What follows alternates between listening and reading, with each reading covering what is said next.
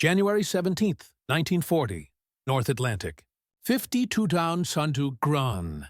18 dig. The convoy crawls across black water like a line of ants crossing a graveyard.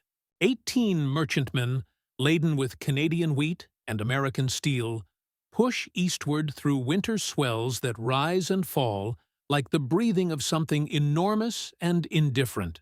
Above them, no stars. Below them, 300 fathoms of absolute darkness. And somewhere in between, hidden, patient, deadly, the wolves are circling. Aboard the SS Trevisa, Third Officer William Hendry stands his watch in the wheelhouse, scanning an ocean that offers nothing but its own vastness. The ship's hull groans against the Atlantic's weight. Ice forms on the forward rails, glittering like scattered diamonds under the faint glow of the navigation lights. Hendry can taste salt on his lips, feel the cold seeping through his wool coat, hear the rhythmic thud of the engines below. A heartbeat that seems far too loud, far too obvious in waters where silence means survival. He knows what's out there. Every merchant sailor knows. The U-boats, German submarines that have transformed the North Atlantic from a highway of commerce into a graveyard of tonnage. In the first 4 months of this war, they have sent 222 ships to the bottom. Nearly 1 million tons of shipping, vanished beneath waves that close over wreckage like amnesia. Each convoy that ventures east is a gamble against mathematics and darkness. Each ship that reaches Liverpool or Belfast is a small miracle purchased with vigilance, luck, and the thin hope that the enemy cannot see what moves across the black water. But hope is not strategy. And as winter deepens into 1940, as the Kriegsmarine unleashes more submarines into the Atlantic hunting grounds, the Admiralty in London confronts a brutal arithmetic. Britain is an island. Britain must eat. Britain must have oil, steel, ammunition, aircraft, and every single ton of it must cross an ocean patrolled by an enemy who has learned to hunt in darkness, to strike without warning, to kill with a precision that makes the very idea of defense seem like a cruel fantasy. In the first months of the war, the Royal Navy tries everything they can imagine. Deeper depth charge patterns, faster corvettes, better hydrophones, more escort destroyers. But submarines do not fight fair. They strike from below, from behind, from the blind spots that every surface vessel carries like a curse.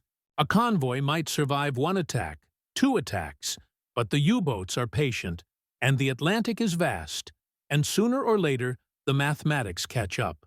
1 torpedo through the engine room, 1 magazine detonation, 1 ship breaking apart in the middle of a winter gale, taking 40 men down in the time it takes to draw 3 breaths. The Admiralty studies charts, calculates losses, and arrives at conclusions that taste like iron in the mouth. At current rates of attrition, Britain cannot win. At current rates of attrition, the convoys will bleed out before summer. At current rates of attrition, the war will be decided not by armies or aircraft, but by the silent erosion of merchant tonnage, by the slow, methodical destruction of the supply lines that keep an island nation alive. And then, in a small laboratory at Oxford, a scientist with thick spectacles and ink-stained fingers proposes something so absurd, so contrary to every principle of naval warfare, that the officers who first hear it assume he must be joking. His name is Frederick Charles Frank, though most people simply call him Charles. At 30 years old, he is already recognized as one of Britain's most brilliant crystallographers, a man who sees patterns where others see chaos, who finds structure in the random scatter of atoms and molecules. He is thin, almost gaunt, with the posture of someone who spends 18 hours a day bent over laboratory equipment. His glasses are perpetually smudged. His tweed jacket shows signs of chemical burns. He speaks with the careful precision of someone accustomed to being the cleverest person in any room, but also with the slight hesitation of someone who suspects that intelligence alone might not be enough to convince the world to listen. In January 1940, the Admiralty summons him to London, not because he knows anything about submarines or warfare, But because Britain is desperate enough to listen to anyone with an unconventional idea, they escort him into a secure briefing room where naval officers with decades of sea experience sit around a mahogany table covered in convoy routes and loss reports. The air smells of tobacco and furniture polish. Light slants through tall windows, illuminating dust motes that drift like tiny ships across empty space. Frank stands at the head of the table with a sheaf of papers and a piece of chalk. He does not waste time with pleasantries. "Gentlemen," he begins, "what if we could make our ships invisible?" The room goes very quiet. An admiral at the far end exchanges glances with a captain.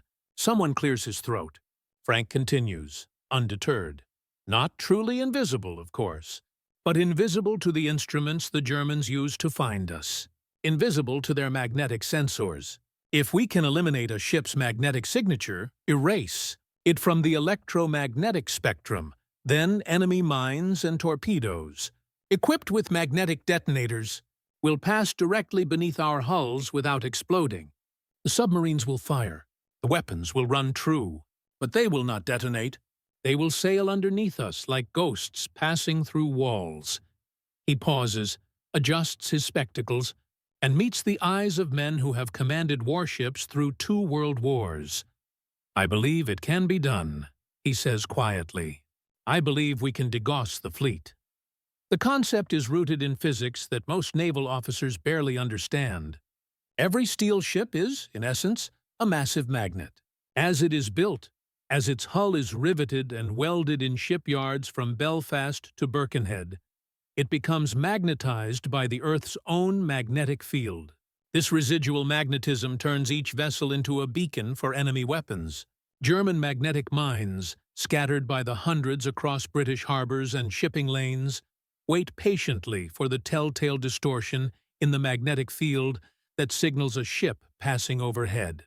When they sense it, they detonate, not on contact, but from below, blowing the keel out from under a vessel before anyone aboard even knows they've been attacked. German torpedoes have adopted similar technology. The U-boats no longer need perfect aim. They need only fire into the general vicinity of a convoy, and their magnetic pistols will detect the target's signature, triggering detonation at the optimal depth to break a ship's back. Against this invisible threat, traditional defenses are useless. You cannot dodge what you cannot see. You cannot armor against a weapon that does not strike your hull. The magnetic mine and magnetic torpedo represent a revolution in naval warfare, one that threatens to render the Royal Navy's numerical superiority meaningless. Frank's proposal is elegantly simple in theory, fiendishly complex in practice. If you could generate a magnetic field equal and opposite to a ship's inherent magnetism, you could cancel it out, reduce the vessel's magnetic signature to nearly zero. The ship would still exist, still displace water, still make noise, but to magnetic sensors, it would be invisible. A ghost in the electromagnetic spectrum. The method Frank proposes is called degaussing, named after the unit of magnetic field strength. It involves wrapping electrical cables around a ship's hull, hundreds of meters of copper wire, carefully positioned and calibrated, and running electrical current through them to create a counteracting magnetic field. The current would have to be precisely controlled, adjusted for each ship's individual magnetic characteristics, monitored constantly to account for changes in the Earth's magnetic field as the vessel moves across different latitudes. It sounds, to the assembled naval officers, like something from a pulp science fiction novel. It sounds expensive, time-consuming, and unproven. It sounds like the kind of theoretical exercise that works beautifully in a laboratory and fails catastrophically in the real world, where seawater corrodes equipment, where combat damage tears cables apart, where merchant sailors exhausted from 20-hour watches cannot be expected to operate complex electromagnetic systems while dodging torpedoes. But Britain is losing ships faster than it can build them. And desperate times make even crazy ideas worth attempting. By February 1940, the Admiralty authorizes a test program. They select HMS Wellington, a destroyer, as the first subject. Frank and his team, a small group of physicists and electrical engineers recruited from universities and research laboratories, descend upon the ship with miles of cable, coils of copper wire, and diagnostic equipment that looks more suitable for a physics lecture than a warship. The sailors watch with undisguised skepticism as the scientists wrap their vessel in loops of cable, threading the wire through compartments along the deck, around gun turrets and depth charge racks. The installation takes 3 weeks. When it's finished, the Wellington looks like it has been gift-wrapped by someone who doesn't understand proportions, festooned with cables secured by brackets and insulation, connected to a control panel in the engine room that bristles with dials, switches, and meters. "She looks bloody ridiculous," mutters the Wellington's chief engineer, a Glaswegian with 30 years at sea and a profound distrust of anything invented after 1920. Frank, overhearing, permits himself a thin smile. "She looks ridiculous," he agrees. "But let's see if she's invisible." They take the Wellington out into the channel, away from traffic and prying eyes. They activate the degaussing system, sending carefully calibrated current through the cables. And then they run her over a series of magnetic sensors laid on the seabed. Sensors that should detect the ship's passage as clearly as a man detects an elephant walking through his living room. The sensors remain silent. They reverse course, run again. Silence. They shut down the degaussing system, make a third pass. The sensors scream with detection. In the control room, Frank removes his spectacles and polishes them with hands that shake slightly. The chief engineer stares at the readouts as if they have personally insulted him. The ship's captain, a commander named Morrison, with a scar across his jaw from the last war, stands very still for a long moment. "It works," Morrison says finally. His voice carries the wonder of a man watching stone turn to bread. It actually works. By April, the Admiralty launches degaussing installations across the fleet. Every major warship, every merchant vessel that can be spared from convoy duty for 48 hours, gets wrapped in Frank's electromagnetic armor. Shipyards from Portsmouth to Scapa-Flow add degaussing to their construction protocols. New ships slide down the ways already equipped with the cable loops and control systems that will make them invisible to magnetic sensors. The work is backbreaking and technically demanding. Each ship requires individual calibration, its magnetic signature measured, analyzed, counteracted. The cables must be positioned with millimeter precision. The electrical current must be tuned to exact specifications. A mistaken installation can render the system useless, or worse, can actually enhance the ship's magnetic signature, turning it into a more attractive target. Frank's team grows from a handful of university physicists to hundreds of technicians trained in the arcane art of electromagnetic camouflage. They work around the clock, moving from ship to ship like traveling evangelists of invisibility. They endure the skepticism of old salts, who think the whole enterprise is academic nonsense. They tolerate the frustration of installations that fail, of systems that short out, of merchant captains who accidentally switch off the degaussing equipment to save electricity, negating weeks of careful work. But slowly, ship by ship, the fleet transforms. By summer 1940, nearly every major Royal Navy vessel carries degaussing equipment. By autumn, the merchant fleet begins to follow. The ships still look like ships, steel hulls pushing through gray water, smokestacks trailing dark exhaust. But in the electromagnetic spectrum, they have become whispers, shadows, ghosts that pass over magnetic mines without triggering detonation, that evade magnetic torpedoes that should have torn them apart. The Germans notice, though they do not understand immediately what has changed. In the cramped control room of U-47, Kapitän Lieutenant Günther Prien studies his patrol log with growing frustration. Prian is one of the Kriegsmarine's most celebrated submarine commanders, the man who penetrated Scapa Flow and sank the battleship Royal Oak, earning the Knight's Cross and the admiration of the entire U-boat arm. He is methodical, patient, deadly. His crew trusts him absolutely. His torpedoes rarely miss, but in the late summer of 1940, they begin to miss constantly. August 12th, Convoy spotted 4 merchantmen. Fired 2 torpedoes, magnetic pistols. No detonations. August 19th, single freighter. Perfect firing solution. Torpedo ran true, passed directly under target. No detonation. September 3rd, tanker. Sitting duck. Fired 3 torpedoes. All 3 failed to explode. Prian is not alone. Across the U-boat fleet, commanders report the same maddening pattern. Torpedoes that should demolish their targets instead glide harmlessly beneath them, their magnetic detonators sensing nothing, triggering nothing. The weapons work perfectly in tests. The firing solutions are flawless. But somehow, impossibly, the British ships have learned to hide from magnetic sensors. At U-boat headquarters in Wilhelmshaven, Admiral Karl Dönitz reads the reports with mounting alarm. The magnetic torpedo was supposed to give his submarines a decisive advantage.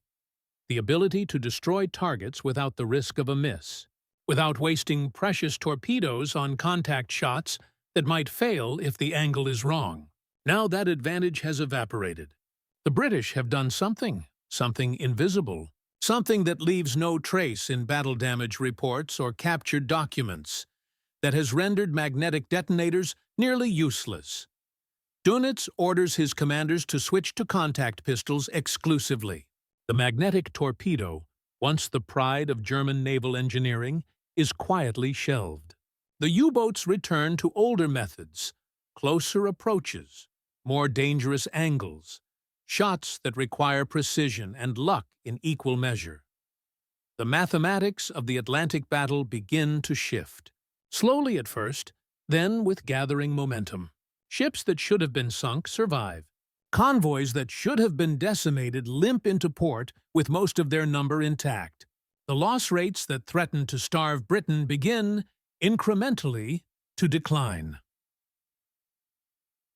Aboard the SS Trevisa, Third Officer Hendry doesn't know about degaussing coils or electromagnetic theory. He knows only that the ship now hums with a faint vibration that wasn't there before. A sensation more than a sound. The feeling of electrical current running through cables hidden behind bulkheads and beneath deck plates. The chief engineer mentioned something about magnetic protection, but Hendry doesn't pretend to understand the science. What he understands is survival. What he understands is that they have made 3 Atlantic crossings since the new equipment was installed, and they have not been torpedoed. The convoy has taken casualties. 2 ships lost to Wolfpack attacks in November, 1 more to a mine off the Irish coast in December. But those losses are lower than expected, lower than the grim projections that circulated through the merchant navy like obituaries written in advance. Hendry stands his watch in the winter darkness of 1941, scanning an ocean that gives nothing away. Somewhere out there, submarines are hunting. Somewhere out there, torpedoes are being fired. But the Trevisa moves through the black water wrapped in an invisible armor that no torpedo spotter could see, no lookout could detect. An electromagnetic cloak woven from copper wire and scientific insight. From desperation and brilliance in equal measure. The ship carries wheat in her holds. Canadian wheat, destined for British bakeries, for the loaves that will feed a nation under siege. Every ton that reaches port is a small victory against starvation, against the arithmetic of attrition that once seemed insurmountable. And every voyage that ends safely is a testament to an idea that sounded crazy, that sounded impossible, until a thin scientist with smudged spectacles proved that sometimes the best armor is the kind the enemy cannot see. The German U-boat command never fully comprehends what defeated them. After the war, interrogated officers expressed bewilderment at the sudden failure of their magnetic weapons. Some theorize that the British developed a new type of hull plating. Others suggest that Allied convoys began following routes through areas of magnetic anomaly that confused the torpedoes. A few, perhaps closer to the truth, speculate about electrical countermeasures, though they lack the technical details to understand how such a system might function. They do not know about Charles Frank and his team of physicists turned naval engineers. They do not know about the thousands of miles of copper cable wrapped around British hulls, about the degaussing stations established in every major port, about the meticulous calibration procedures that turned merchant vessels into electromagnetic phantoms. The German submariners fight on with courage and determination, but they fight with one hand tied behind their backs, forced to rely on contact torpedoes, forced to approach closer, forced to accept lower hit rates and higher risks. The mathematical advantage they enjoyed in 1940 erodes throughout. 1941 and 1942, the Battle of the Atlantic becomes a brutal slugging match, rather than the one-sided massacre, the Kriegsmarine. Anticipated, historians will later calculate that degaussing saved hundreds of ships, perhaps thousands. They will note the correlation between the widespread adoption of electromagnetic protection and the decline in U-boat effectiveness. They will acknowledge that other factors contributed to the Allied victory in the Atlantic: improved radar, better convoy tactics, the arrival of long-range patrol aircraft, the breaking of German naval codes. But degaussing came first. Degaussing blunted the weapon that threatened to starve Britain into submission before those other advantages could materialize. It was not a dramatic victory. There were no newsreels showing degaussing coils in action, no propaganda posters celebrating electromagnetic camouflage. The sailors who benefited from Frank's invention mostly didn't know it existed. The public never heard the story. Even within the Royal Navy, degaussing remained a technical matter, a footnote in engineering reports, a detail overshadowed by more photogenic weapons and more celebrated commanders. But the ships kept sailing. The convoys kept arriving. The wheat and steel and oil kept flowing across an ocean that should have been impassable, protected by an invisible shield woven from scientific insight and desperate necessity. Charles Frank spends the war years moving from problem to problem, applying his crystallographer's mind to the challenges of total war. He works on infrared detection systems. He analyzes captured German equipment. He contributes to the development of radar countermeasures. The Admiralty discovers that a man who can see patterns in crystal structures can also see patterns in electromagnetic warfare, in the invisible contests fought across radio frequencies and magnetic fields. He does not receive medals. He does not give interviews. His name appears in classified reports, but not in newspapers. When the war ends and the victory celebrations sweep through London, Frank returns to Oxford and his crystallography research as if the previous 6 years were merely an interruption in more important work. Decades later, interviewed for a historical documentary about the Battle of the Atlantic, he will speak with characteristic understatement about the degaussing program. It seemed like a sensible approach to a technical problem, he will say, adjusting spectacles that remain perpetually smudged. We had the physics knowledge. We had the engineering capability. It was simply a matter of application. The interviewer will press him. Did he realize, at the time, that he was potentially saving thousands of lives? That his sensible approach might determine whether Britain could survive the war? Frank will pause, considering the question with the same methodical care he once applied to magnetic field calculations. One doesn't think in those terms, he will say finally. One thinks about the immediate problem, the ship in front of you, the cable that needs positioning, the current that needs calibrating. The grand strategic implications are for others to worry about. We just tried to solve the technical problems as they appeared. It is a quintessentially British response, modest to the point of self-effacement, focused on practical details rather than abstract glory. But beneath the modesty lies a profound truth about how wars are actually won. Not always through battlefield heroics or strategic brilliance, but through the patient application of knowledge to problems that seem insurmountable until someone with the right expertise decides they can be solved. In the North Atlantic, the convoys continue their eternal migration. Even now, 80 years after Frank first wrapped HMS Wellington in copper wire, ships cross those same waters carrying different cargoes, but following routes that remain essentially unchanged. The U-boats are gone, rusting in depths that keep their secrets. The magnetic mines have been swept away. The desperate arithmetic of 1940 has faded into history books and documentary footage. But the principle Frank demonstrated remains relevant, that the best defense is often invisible, that the most effective armor leaves no obvious trace, that survival sometimes depends on making yourself undetectable to the sensors searching for you. Modern warships still use degaussing equipment, updated, refined, but based on the same fundamental physics Frank employed. Submarines seeking to avoid magnetic anomaly detectors use similar principles. Even civilian shipping in certain high-risk waters employs electromagnetic camouflage techniques descended from those first experimental installations in 1940. The technology has evolved, but the insight remains. Invisibility is not magic, it is engineering. Protection does not always mean thicker armor or bigger guns.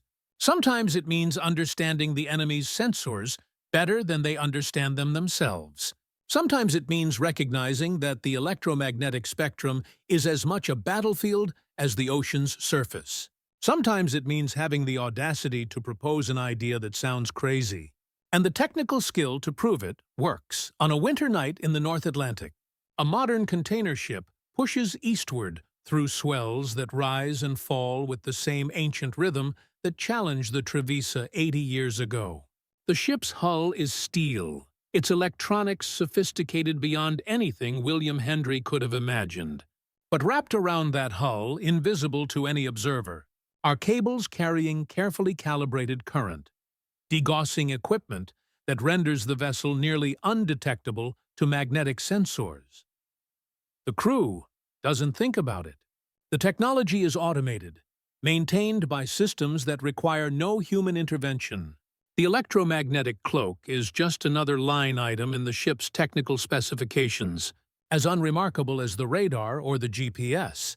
But somewhere in the vessel's documentation, if anyone cared to trace the lineage of that technology back through decades of incremental improvement, they would find patents and procedures and technical specifications that ultimately lead back to a thin scientist with smudged spectacles, standing in a briefing room in January 1940, proposing something that seemed impossible.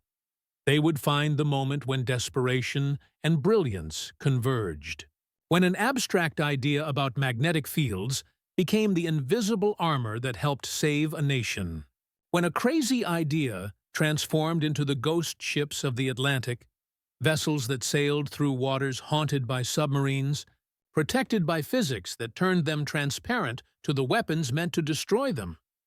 The ocean keeps no monuments. The Atlantic waves that roll past that container ship are the same waves that rolled past the Trevisa, indifferent to human conflict, unchanged by human ingenuity. But human civilization is built on moments like Frank's breakthrough, moments when someone sees a problem differently, proposes a solution that seems absurd, and then proves that the absurd can become the ordinary through nothing more than careful engineering and determined application. The ships sail on, wrapped in electromagnetic silence.